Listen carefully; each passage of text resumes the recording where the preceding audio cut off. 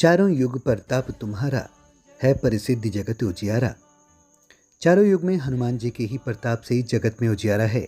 हनुमान को छोड़कर और किसी देवी देवता में ध्यान लगाने की कोई ज़रूरत नहीं, क्योंकि कलयुग में हनुमान ही सिद्ध हैं। क्योंकि आज भी हनुमान जी हमारे बीच इस धरती पर सशरीर मौजूद हैं। आज हम आपको बताने जा रहे हैं कि भगवान राम की जल समाधि लेने के बाद हनुमान क्या क्या हुआ और आखिर वो कहाँ गए। जहाँ राम कथा वहाँ हनुमान, यत यत रघुनाथ कीर्तन तत् कृत मस्तकांजलि बाष्पवारी परिपूर्ण लोचनम मारुतिम नमत राक्षसांतक। अर्थात कलयुग में जहाँ जहाँ भगवान श्री राम की कथा कीर्तन होते हैं वहाँ हनुमान जी गुप्त रूप से विराजमान रहते हैं।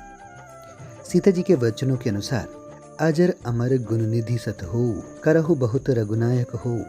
यदि मनुष्य पूर्ण श्रद्धा और विश्वास से इनका आश्रय ग्रहण कर ले तो फिर तुलसीदास की तरह उसे भी हनुमान और राम दर्शन होने में देर नहीं लगती। चित्रकूट के घाट पर हनुमान जी 6ठी शताब्दी के महान संत कवि तुलसीदास जी को हनुमान जी की कृपा से ही राम जी के दर्शन हुए थे।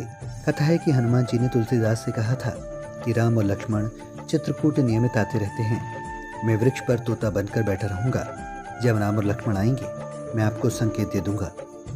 हनुमान जी के आज्ञा के अनुसार तुलसीदास जी चित्रकूट घाट पर बैठ गए और सभी आने जाने वालों को चंदन लगाने लगे।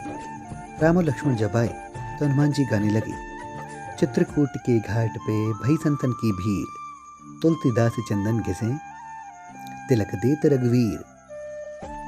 हनुमान के वचन सुनते ही तुलसीदास प्रभु राम और लक्ष्मण को निहारने लगे। इस तरह तुलसीदास को भगवान श्री राम के दर्शन हुए। गंधमादन पर्वत पर हनुमान जी कलयुग में गंधमादन पर्वत पर निवास करते हैं। ऐसी मान्यता का वर्णन श्रीमद् भागवत में किया गया है। अपने अज्ञातवास के समय हिमवंत पार करके पांडव गंधमादन के पास पहुंचे थे। एक बार भीम सहस्त्रदल कमल लेने के लिए गंधमादन पर्वत के वन में पहुंच गए थे, जहां उन्होंने हनुमान को लेटे देखा और फिर हनुमान ने भीम का घमंड चूर कर दिया था। गंधमादन में ऋषि, सिद्ध, चारण, विद्याधर, देवता, गंधर्व, अप्सराएं और किन्नर निवास करते हैं। वो यहाँ सब निर्भीक विचरण करते हैं। हिमालय के कैलाश पर्वत के उत्तर में स्थित गंधमादन पर्वत की ये पर्वत कुबेर के राज्य क्षेत्र में था। सुमेरु पर्वत की चारों दिशाओं में स्थित गजदंत पर्वतों में से एक कोस काल में गंधमादन पर्वत कहा जाता था। आज ये क्षेत्र तिब्बत के इलाके में है। पुराणों के अनुसार जम्बूद्वीप के इलाव्रत खंड और भद्राश्व खंड के बीच में गंधमादन पर्वत कहा गया है, जो अपने सुगंधित वनों के लिए प्रसिद्ध था। श्रीलंका में हनुमान। ऐसी मान्यता है कि श्रीलंका के जंगलों में एक आदिवासी समूह ने हनुमान जी को प्रत्येक 41 साल में मिलने का दावा किया है। सेतु के शोध अनुसार श्रीलंका के जंगलों में एक ऐसा कबीलाई समूह रहता है जो कि पूर्णतः बाहरी समाज से कटा हुआ है। इसका संबंध मातंग समाज से है, जो आज भी अपने मूल रूप में है।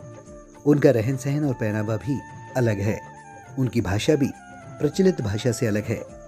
ये समूह पिदरुथला गाला पर्वत की तलहटी में स्थित एक छोटे से गांव नवारा में है, ऐसा बताया जाता है। ब्यूरो रिपोर्ट, खबर अनलिमिटेड टीवी।